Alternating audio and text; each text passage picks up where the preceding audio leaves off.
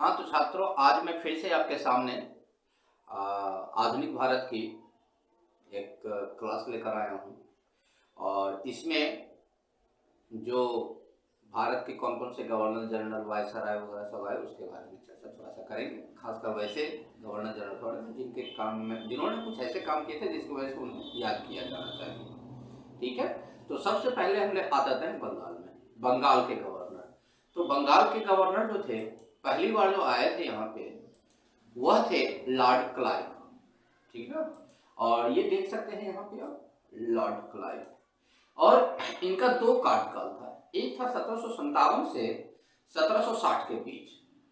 ठीक है, और इस दौरान इन्होंने एक युद्ध हुआ था इन्हीं के कार्यकाल में, प्लासी का युद्ध। ये आप देख सकते हैं, ये प्लासी का युद्ध जो है 27 जून 1757 का हुआ था। उसके बाद एक श्वेत विद्रोह हुआ। श्वेत विद्रोह में ये होता था कि सैनिक सबको जो कुछ दोहरा भत्ता मिलता था, उपहार मिलता था, तो इन्होंने उसको बंद करवा दिया। ठीक है, फिर इनका एक और जैसे क्या कहते हैं, एक बार ये और आते हैं भारत 1765 से 1767 के बीच। बंगाल के गवर्नर के रूप में ही ये रहे और इन्होंने उस समय द्वैत शासन जैसे प्रारंभ करवा दी। और ये द्वैत शासन कब प्रारंभ हुआ था? ये 1765 में। ठीक है, चलिए अब दूसरा देखते हैं कि उनके जस्ट बाद जो थे ये हॉलवेल आते हैं। हॉलवेल, इनके महत्वपूर्ण काम क्या था? इनका महत्वपूर्ण काम हुआ था इनके काल में ब्लैक होल की घटना। ये ब्लैक होल वाली घटना घटी थी। ठीक है, कि 1760 में परिणाम स्वरूप यह हुआ कि इनको हटा दिया गया और इनके जगह पर, ठीक है, वेल्सी टार्ट ये आए थे, देख सकते हैं। और ये अपना कार्यकाल पूरा किए 1760 से 1765 तक रहे और इनके कार्यकाल में बक्सर का युद्ध हुआ था, ये आप देख सकते हैं। और बक्सर का युद्ध किसके किसके बीच कैसे हुआ था ये हमारे जैसे कहते हैं एक क्लास में उपलब्ध है। जब मैं आधुनिक भारत के बारे में बताया तो इसमें सारा डिटेल आपको मिल जाएगी। अभी केवल आपको गवर्नर जनरल का नाम याद रखना है और उनका महत्वपूर्ण किससे इनका कार्यकाल क्या थी और किसके टाइम में कौन सी घटनाएं घटी थी, इतना याद रखेंगे आप। तो आप देख सकते हैं बक्सर का युद्ध कब हुआ था? 22 अक्टूबर 1764 को हुई थी, ये इसको याद रखेंगे। इसके बाद वेल्सी टार्ट के बाद फिर कौन आते हैं? वेरेलस्ट। ठीक है, ये वेरेलस्ट महोदय है, आप देख सकते हैं। ये 1767 से 69 के बीच रहे हैं ये। और द्वैत शासन के समय ये बंगाल के गवर्नर के रूप में जैसे आए थे, जिसमें द्वैत शासन लागू थी। इसके बाद कर्टियर आते हैं, पांचवा जो जैसे गवर्नर जनरल होते हैं ये कर्टियर है। और ये 69 से 72 मतलब 3 साल के लिए ही थे। और इस समय क्या होता है कि 1770 में ठीक उनके 1 साल आने के बाद बंगाल में अकाल पड़ जाता है, पहला अकाल पड़ती है।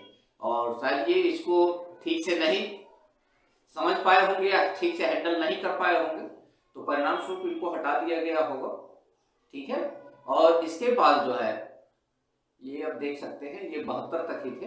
तो 72 में फिर जैसे इनके जगह पर ये वॉरेन हेस्टिंगस आए थे, ये वॉरेन हेस्टिंगस। और 1772 से 1773 के बीच में थे। और ये जो थे 1773 में बंगाल का अंतिम गवर्नर के रूप में ये थे। बंगाल का अंतिम गवर्नर अगर कोई पूछेगा, अभी तक जो हम देखते थे वो गवर्नर ही था के रूप में यही थे। इसके बाद 1773 में बंगाल का प्रथम गवर्नर जनरल इनको बनाया गया था। अब बंगाल के गवर्नर जनरल कौन कौन थे? तो पहला तो मैंने अभी अभी देखा था कि वॉरेन हेस्टिंगस को बनाया गया था। और ये गवर्नर जनरल के रूप में ये कब से कब तक है? 73 से 85, आप देख सकते हैं 73 से 85 तक ये गवर्नर जनरल के रूप में रहे। और एक लंबा अवधि हो जाती है, यहाँ आप देख सकते हैं 12 साल की अवधि है। 12 साल में बहुत कुछ होती है। तो क्या क्या हुआ था इनके कार्यकाल में वो हम देख लेते हैं। पहला तो रेगुलेटिंग एक्ट पारित हुई थी, कब हुआ था? 1773 ईस्वी को। फिर 1773 ईस्वी में क्या होता है, यही बंगाल के जो है ना प्रथम गवर्नर जनरल बने, ये आप देख सकते हैं। उसके बाद 1774 इसी के शासनकाल में जो है कलकत्ता उच्चतम न्यायालय की स्थापना होती है। ठीक है, कलकत्ता में जो है एक नया उच्चतम न्यायालय की स्थापना हुई। और इन्हीं के काल में आप देख सकते हैं 1774 में ही जनरल पोस्ट ऑफिस, ये जो है डाकघर की शुरुआत हुई थी। तो इन्हीं, उसके बाद 1775 में आप देखें बनारस की संधि हुई थी। तो मैं देख रहा हूं कि इनके काल में ये बहुत कुछ हुई है।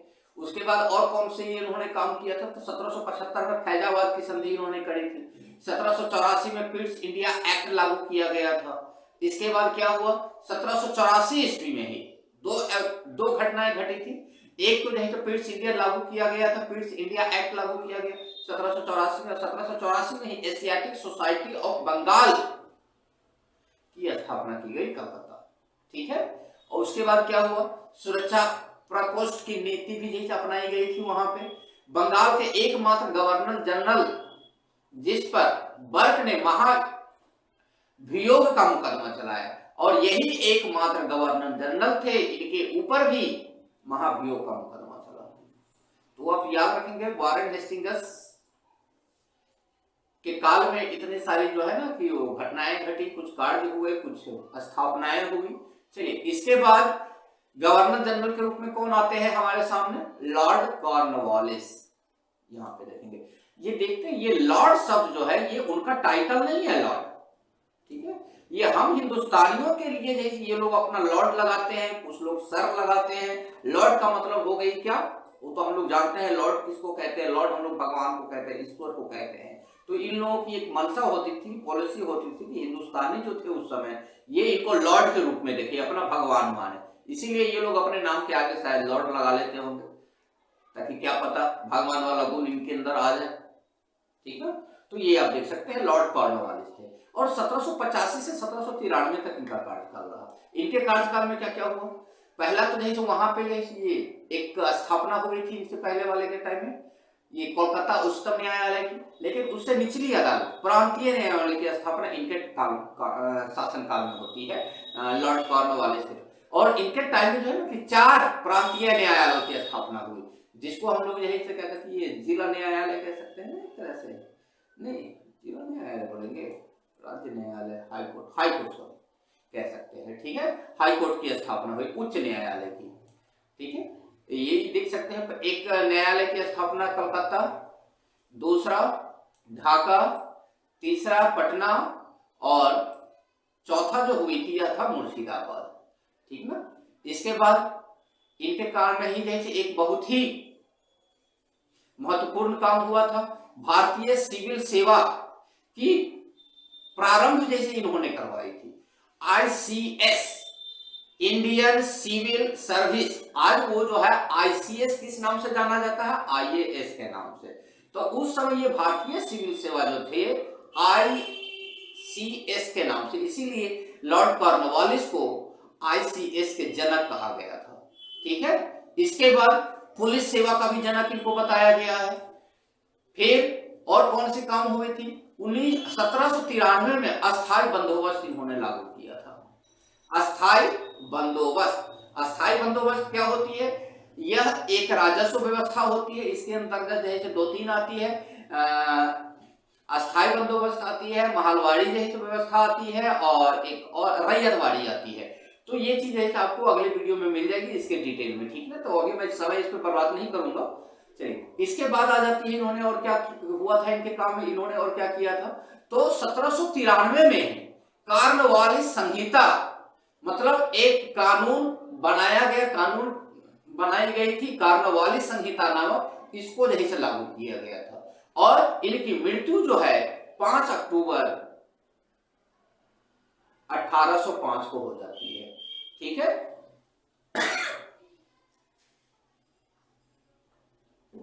5 अक्टूबर 1805 को। और इनके बारे में एक चीज महत्वपूर्ण है जो आपको याद रखना होगा कि ये भारत के एकमात्र गवर्नर जनरल है जिसकी समाधि भारत में है। नहीं तो ऐसा एक भी गवर्नर जनरल नहीं है इसके सिवाय जिनका समाधि भारत में हो। और इनका समाधि कहां है, गाजीपुर, उत्तर प्रदेश।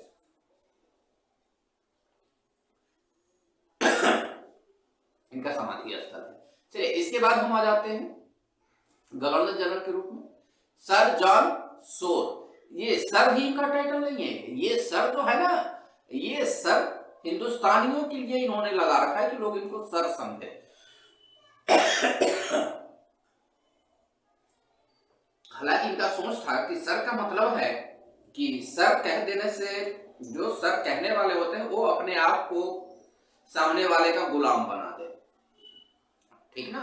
तो इसीलिए ये लोग सर लगाते थे, ताकि अगर कोई उनको सर कहे तो पुकारे तो ये समझे कि ये मेरा गुलाम है, ये खुद को समझे कि यही जो हमारा गुलाम है, ठीक है। हालांकि उनको सर का मतलब पता भी नहीं था उस समय हिंदुस्तान में कुछ, खैर अपने उस समय की बातें थी, उस समय की सोच थी।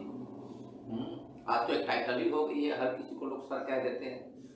और इनका जो कार्यकाल था 1793 से 1798 के बीच का था, और इन्होंने मैसूर के प्रति अहस्तक्षेप की नीति अपनाई थी। और ये हस्तक्षेप का मतलब जैसे क्या कहते हैं कि ये हस्तक्षेप नहीं करेंगे, ठीक है, इन्होंने उसकी। चलिए इसके बाद है, अगला आ जाता है गवर्नर जनरल के रूप में लॉर्ड वेलेजली। कभी कुछ लोग इसको वेलेजली भी कहते हैं, कुछ लोग इसको वेलेसली भी कहते हैं। इनकी कार्यकाल 1798 से 1805 तक रही है, और इन्होंने सहायक संधि लागू किया था। सहायक संधि बहुत ही इंपॉर्टेंट है, बार बार एग्जाम में पूछी जाती है, आप लोग याद रखेंगे। ये सहायक संधि की नीति किसने कार्यान्वित की? तो लॉर्ड वेलेस्ली ने या वेलेजली ने की। अब ये सहायक संधि क्या है, मैं इस पे थोड़ा सा फोकस कर देता हूं आपको। सहायक संधि उस समय जो राजा सब जो होते थे, तो राजा की अपनी सिपाही, अपनी सेना होती थी, तो इन्होंने कहा कि नहीं, आपको अपना सेना नहीं रखना है। सहायक संधि पे इन्होंने देखा हस्ताक्षर राजाओं से लिया था। इसके तहत ये था कि राजा अपनी सैनिक नहीं रख सकते थे। राजा क्या कर सकते थे, ये सिपाही, ये सैनिक, ये अपना रेजिमेंट राजा को उपलब्ध करवाएंगे, और उसमें उस रेजिमेंट में इनके ही ऑफिसर होंगे, इनके ही जैसे सारे लोग होंगे, इनके द्वारा चुने हुए लोग होंगे, और वो राजा के यहाँ सेना के रूप में काम करेंगे, और बदले में राजा इनको कुछ ना कुछ जो है, चाहे वो मंथली हो या सालाना हो, कुछ ना कुछ इनको पेमेंट करेंगे। तो ये सहायक संधि जो है यही चीज थी, तो इन्होंने ही लागू किया था, और सभी राजाओं को मानने का विवश भी कर दिया था, ठीक ना। और सिपाही वगैरह को पैसे वगैरह राजा को नहीं देने पड़ते थे, ये अपना देते थे, और उसके बदले में अपना राजा से कुछ लेते होंगे।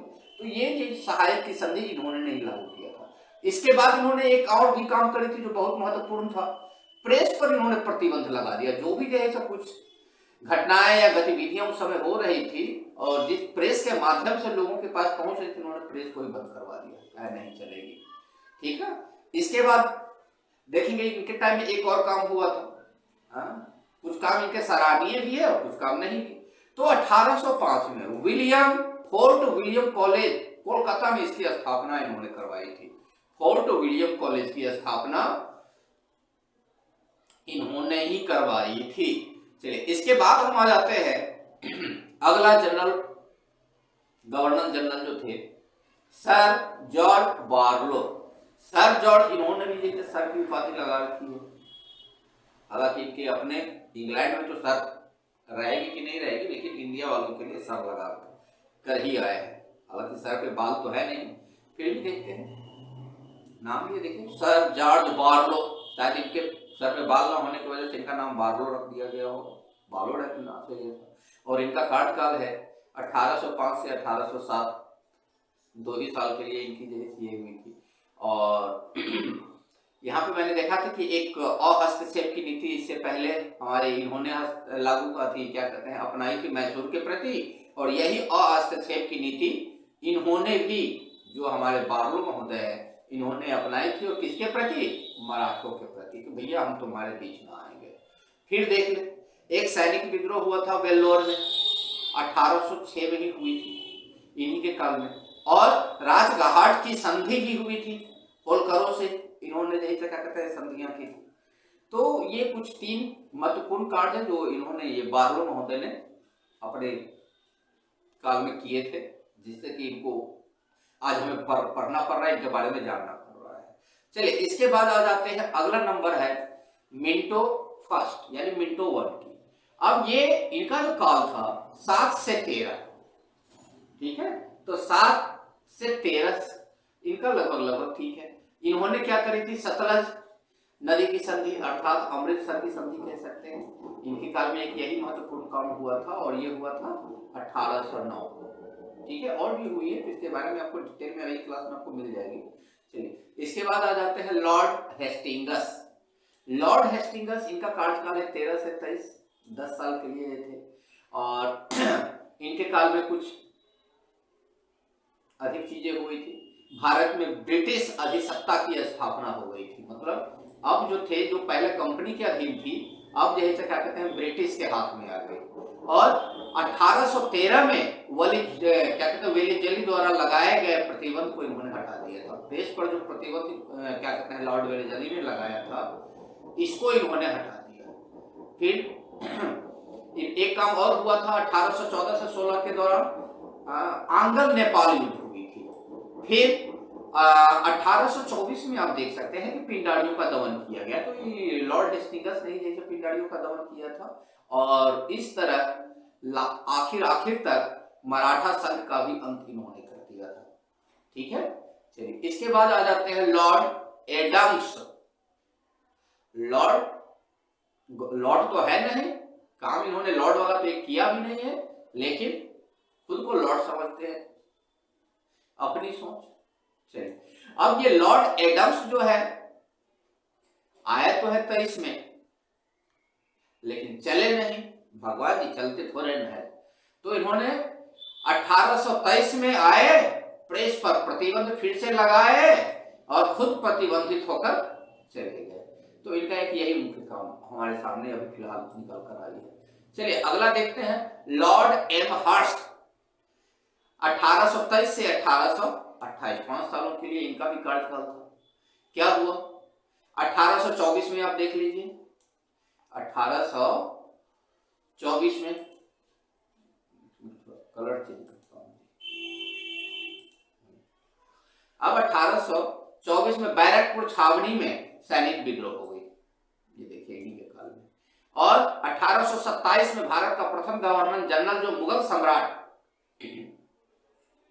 अकबर द्वितीय से बराबरी के स्तर पर मिला, ये देख सकते हैं यहाँ पे।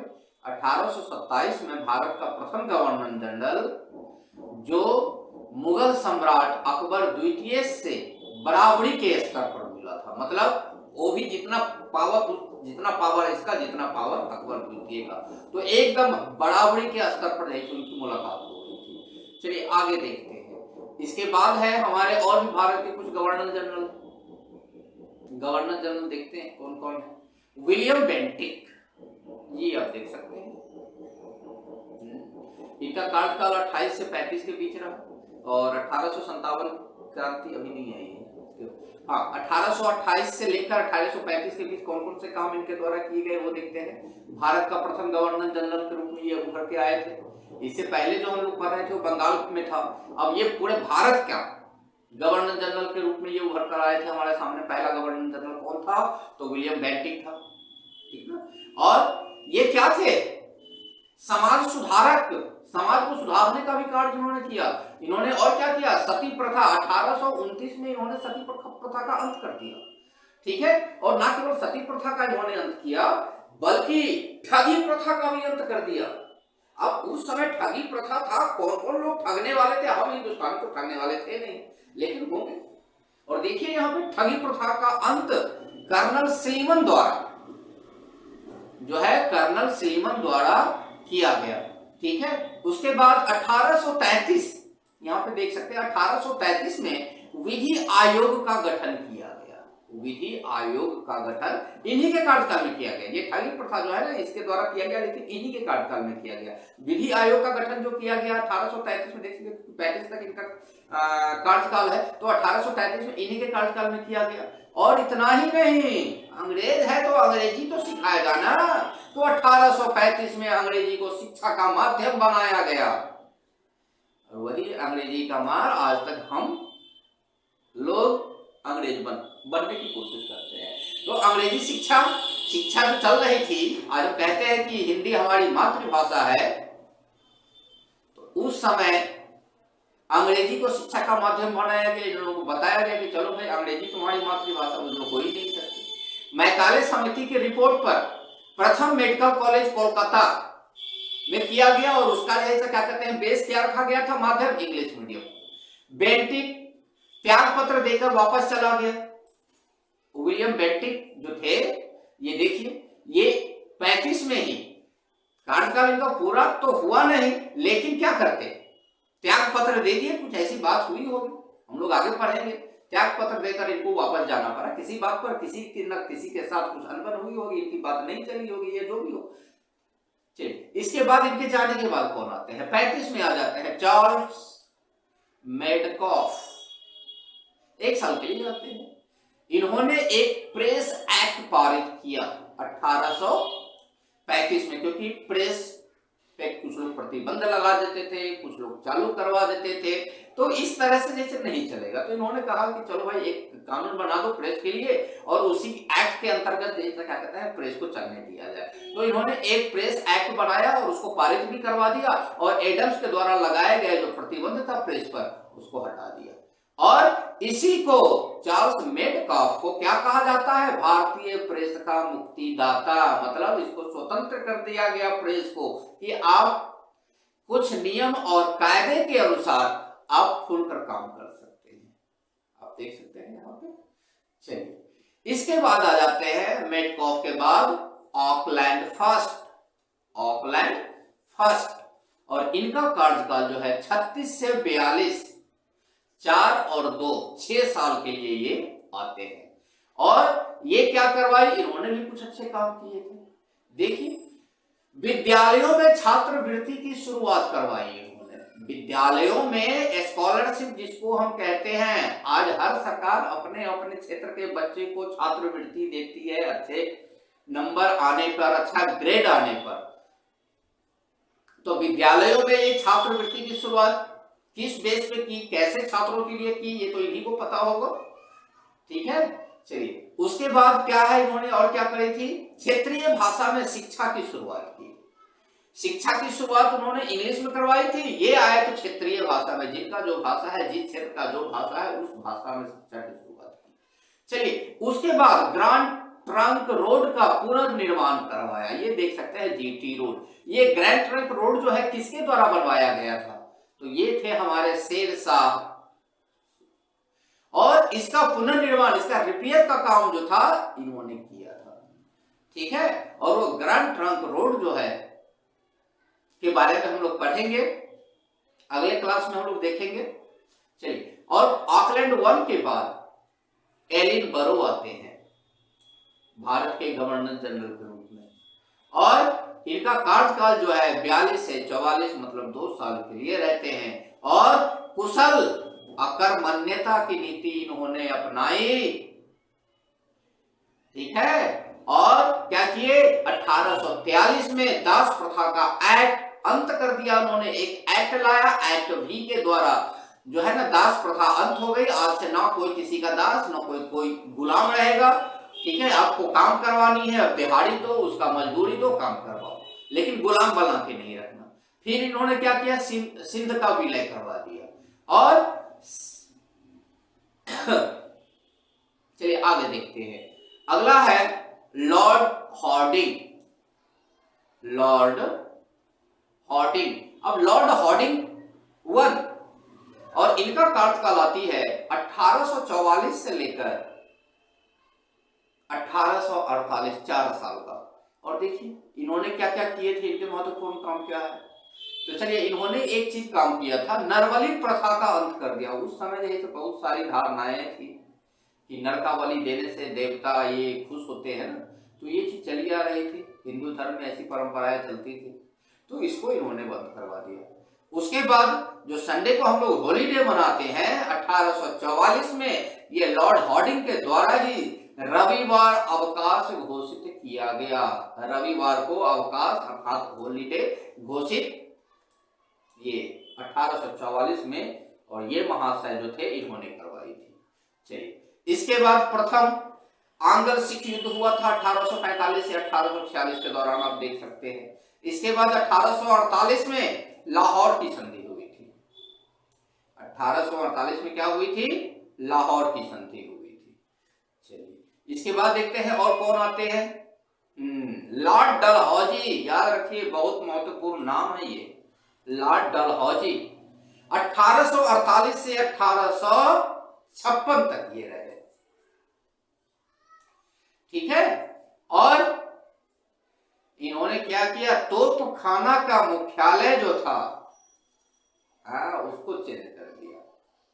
कलकत्ता में था, उसको कलकत्ता से हटाकर मेरठ इन्होंने कर दिया। देख सकते हैं, कलकत्ता से हटाकर कहां किया गया, मेरठ। और सेना का जो मुख्यालय था शिमला। भारत की ग्रीष्मकालीन राजधानी, गर्मी में सब जगह तो ये गोरे लोग रह नहीं सकते, तो जहां थोड़ा सा राहत मिलेगी तो इन्होंने ग्रीष्म काल में भारत की राजधानी कहां बनाई थी, शिमला में। इसीलिए सेना का मुख्यालय भी उन्होंने वहीं रखा था। देख रहे हैं। और इन्होंने क्या करी थी, सबसे अच्छा काम किया था 1848 में। देखिए हड़प नीति, हड़प लो, अपना ही माल है सब। 1851 में टेलीग्राम सेवा की शुरुआत हुई थी, जो अब बंद भी हो चुकी है। कलकत्ता से डायमंड हार्बर के मध्य ये जगह।